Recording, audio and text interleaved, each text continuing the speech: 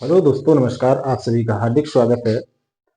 आज हम द्विघात समीकरण की चौथी क्लास लेकर आए हैं। इसमें आज हम बहुत ही इम्पोर्टेंट क्वेश्चंस देखेंगे परीक्षा की दृष्टि से कि यूपी बोर्ड परीक्षा में द्विघात समीकरण से किस किस प्रकार के प्रश्न पूछे जाते हैं। हमारा सवाल दिया गया है कि यदि द्विघात समीकरण x square plus 5x plus 6 बराबर 0 है तो निम्न के मान ज्ञात कीजिए।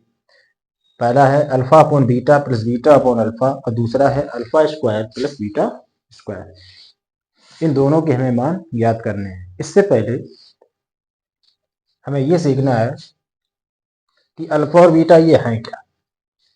तो जो अल्फा बीटा होते हैं वो द्विघात समीकरण के मूल होते हैं और इसमें हमें मूलों का योगफल और गुणनफल निकालना होता है। तो सबसे पहले हम यही सीखेंगे कि यदि जो हमारा व्यापक समीकरण है A X square plus B X plus C बराबर 0 के मूल अल्फा तथा बीटा यदि द्विघात समीकरण A X square plus B X plus C बराबर 0 के मूल अल्फा तथा बीटा है तब मूलों का जो योगफल होगा अल्फा प्लस बीटा बराबर माइनस के बी अपॉन ए। बी का मतलब यहाँ पर है माइनस एक्स का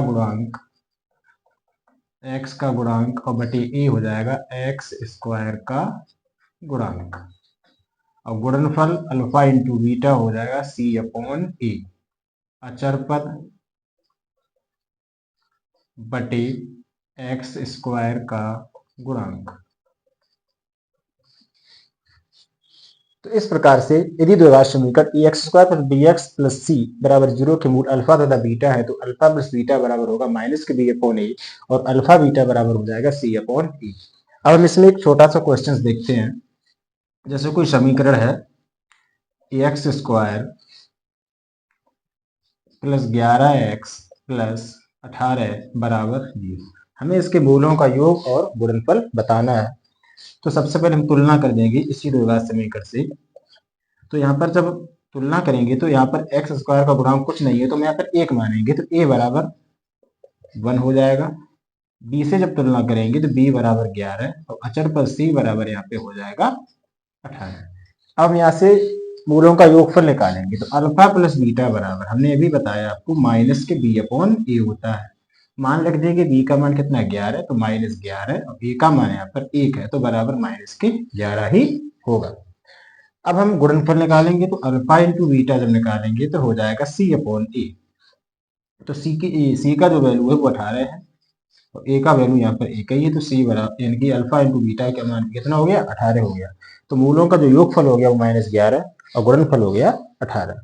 तो इस प्रकार से किसी भी द्विघात समीकरण में हम मूलों का योगफल और गुणनफल भी आसानी से पता कर सकते हैं। बस इसी कैटेगरी का ये सवाल है।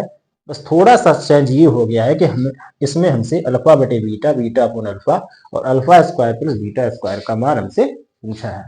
क्योंकि जब तक हमें अल्फा प्लस बीटा और अल्फा बीटा का मान नहीं पता होगा तब तक हम इन दोनों के मान पता नहीं कर सकते हैं। चलिए सबसे पहले अब हम समीकरण में पहले बात करेंगे। यहाँ पर लिखेंगे चूंकि समीकरण x square plus 5x plus 6 बराबर 0।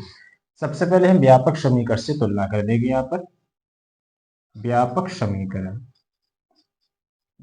समीकरण A X square plus B X plus C बराबर 0 से तुलना करने पर जब तुलना करेंगे तो ए बराबर कितना हो जाएगा 1, बी बराबर कितना होगा 5 और सी बराबर अचर पर कितना हो जाएगा 6। अब हमें इन दोनों के मान पता करने हैं। तो यहाँ पर हम मान लेंगे माना समीकरण के मूल अल्फा तथा बीटा ये हमने अपनी मर्जी से मान लिया है। अब हम अल्फा प्लस बीटा मूलों का योग निकालेंगे। तब अल्फा प्लस बीटा का मान अभी हमने बताया है माइनस के बी अपॉन ए होता है। यानी मूलों का जो योग होता है अल्फा प्लस बीटा बराबर माइनस के बी अपॉन ए। तो बी का मान यहाँ पर रख देंगे। बी का मान कितना है 5, तो माइनस के 5 अपॉन ए का मान 1 ही है, ये बराबर हो जाएगा माइनस के 5।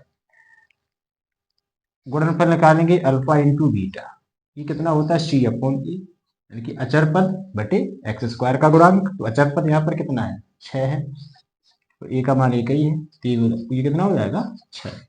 अब हमने अल्फा प्लस बीटा और अल्फा बीटा का मान यहाँ पर प्राप्त कर लिया है। अब हम इन दोनों के मान ज्ञात करेंगे, इन दोनों के मान क्या हो सकते हैं।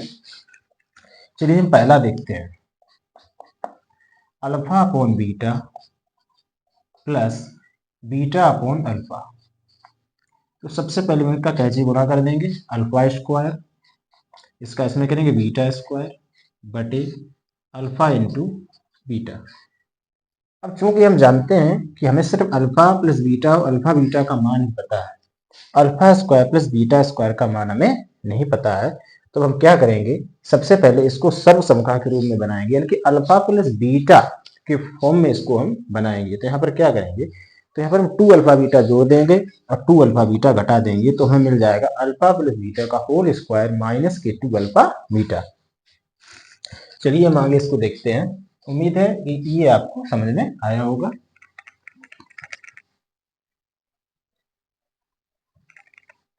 चलिए आगे देखते हैं,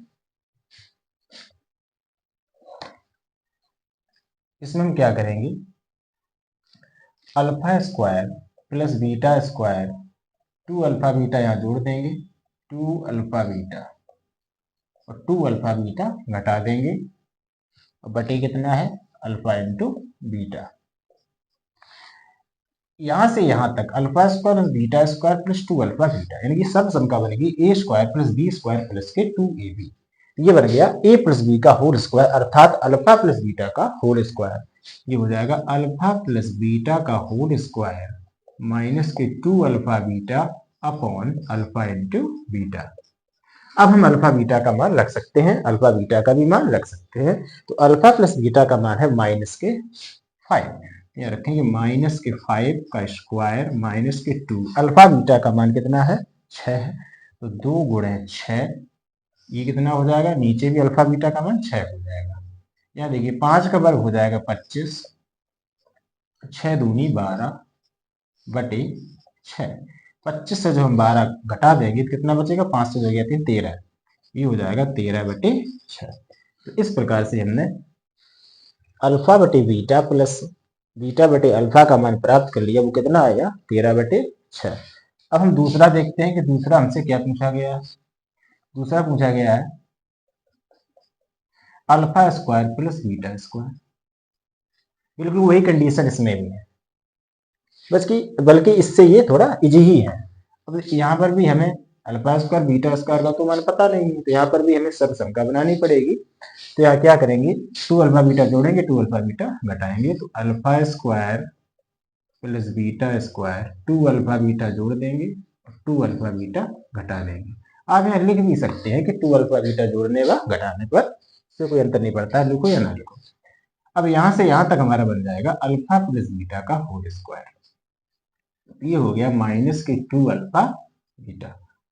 अल्फा प्लस बीटा का मान अभी हमने ज्ञात किया है, वो कितना है माइनस के 5, तो माइनस के 5 का स्क्वायर माइनस 2 अल्फा बीटा का मान 6 है, तो 2 गुणे हो जाएगा 6, तो 5 का वर्ग यहाँ हो जाएगा 25 माइनस 5 का वर्ग करेंगे 25। यदि संख्या में माइनस लगा है और यदि उसकी घात सम है तो वो संख्या पॉजिटिव बन जाती है, ये पहले हमने बताया आपको। ये हो जाएगा 6 दूनी 12, 25 से जब 12 घटाएंगे तो ये हो जाएगा कितना 13। तो इस प्रकार से हम ऐसे सवालों को भी आसानी से हल कर लेते हैं, और इस टाइप के सवाल जो हैं परीक्षा में बहुत पूछे जाते हैं, हूबहू इसी प्रकार की कंडीशनें देते हैं, और आगे और भी कुछ इसमें पूछ सकते हैं। सभी को लगाने का जो तरीका होगा वो ऐसे ही होगा, बशर्ते बात एक है, सबसे पहले हमें अल्फा प्लस बीटा और अल्फा बीटा का मान प्राप्त करना होगा। उसके बाद कंडीशन में क्या सिस्टम बन रहा है उसके हिसाब से हमें चलना होता है। जैसे यहाँ पर अल्फा स्क्वायर बीटा स्क्वायर था, तो इसका तो मान हमें पता नहीं था, तो हमने यहाँ पर सब समका हमें बनानी पड़ी, 2 अल्फा बीटा जोड़ा, 2 अल्फा बीटा घटाया, ऐसे ही हमने इस सवाल में किया। तो इस प्रकार से हमने इन दोनों सवालों को आसानी से हल कर लिया। उम्मीद है कि आप सभी को ये दोनों क्वेश्चन समझ में आए होंगे। यदि आप सभी को हमारी वीडियो पसंद आई हो तो वीडियो को लाइक करें, शेयर करें और हमारे चैनल को सब्सक्राइब करें। और यूपी बोर्ड एग्जाम 2025 में बेहतरीन अंक हासिल करने के लिए हमारे साथ जुड़े रहें। आप सभी का धन्यवाद।